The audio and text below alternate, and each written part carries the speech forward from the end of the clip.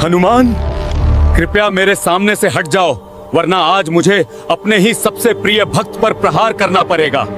क्या आपने कभी सोचा है कि जिन श्री राम के लिए हनुमान जी ने अपना सीना तक चीर दिया था, एक समय ऐसा भी आया जब उन्हीं राम को अपने सबसे परम भक्त पर बाण चलाने पड़े। आखिर ऐसा क्या हुआ था कि भगवान और भक्त कुरुक्षेत्र की तरह आमने सामने खड़े हो गए थे? इस रोंगटे खड़े कर देने वाले महासंकट की शुरुआत होती है काशी नरेश से। एक बार काशी नरेश एक भयंकर मायावी राक्षस से युद्ध कर रहे थे। क्रोध में आकर उन्होंने एक दिव्य बाण छोड़ा, लेकिन वो मायावी छल से बच निकला। वह बाण सीधे जाकर एक विशाल वृक्ष को काट देता है और वह वृक्ष सीधे महर्षि विश्वामित्र के तपोवन में जा गिरता है। महर्षि की वर्षों की तपस्या भंग हो गई। उनका क्रोध अग्नि बनकर भड़क उठा। वे तुरंत श्री राम के पास पहुंचे और न्याय की मांग की। अपने गुरु का सम्मान करते हुए श्री राम ने भयानक प्रतिज्ञा कर ली। गुरुदेव, आज सूर्यास्त से पहले काशी नरेश को मृत्युदंड मिलेगा। उधर मृत्यु के भय से कांपते हुए काशी नरेश भागकर माता अंजनी के पास पहुंचे और उनके चरणों में गिर पड़े। माता ने बिना पूरी बात जाने उसे प्राण रक्षा का वचन दे दिया और यहीं से खड़ा हुआ ब्रह्मांड का सबसे बड़ा धर्म संकट। एक ओर माता का दिया हुआ वचन और दूसरी ओर प्रभु श्री राम की अटल प्रतिज्ञा। हनुमान जी की आंखें भर आईं। प्रभु के विरुद्ध जाना असंभव था, लेकिन माता का वचन तोड़ना भी तो धर्म के खिलाफ था। संध्या का समय निकट था। श्री राम अपना अजेय धनुष लेकर रणभूमि में आए, लेकिन सामने कोई शत्रु नहीं, बल्कि उनके अपने हनुमान खड़े थे। श्री राम ने गरज कर कहा, हनुमान, मार्ग छोड़ दो।